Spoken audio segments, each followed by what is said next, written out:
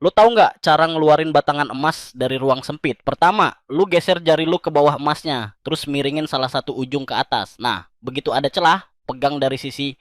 Pindahin semua jari lu ke bawah, ibu jari tetap di atas buat jaga keseimbangan. Angkat pelan-pelan sambil biarin pinggirannya gesek permukaan lubang. Pas udah mulai naik, miringin dikit biar nggak nyangkut. Terus tarik tangan lu keluar dan emasnya keluar mulus bro. Kalau lu suka trik dan info menarik kayak gini, jangan lupa subscribe, like, komen, dan share ya. Lu tahu nggak cara ngeluarin batangan emas dari ruang sempit? Pertama, lu geser jari lu ke bawah emasnya, terus miringin salah satu ujung ke atas. Nah, begitu ada celah, pegang dari sisi. Pindahin semua jari lu ke bawah, ibu jari tetap di atas buat jaga keseimbangan. Angkat pelan-pelan sambil biarin pinggirannya gesek permukaan lubang. Pas udah mulai naik, miringin dikit biar nggak nyangkut. Terus tarik tangan lu keluar dan emasnya keluar mulus bro. Kalau lu suka trik dan info menarik kayak gini, jangan lupa subscribe, like, komen, dan share ya.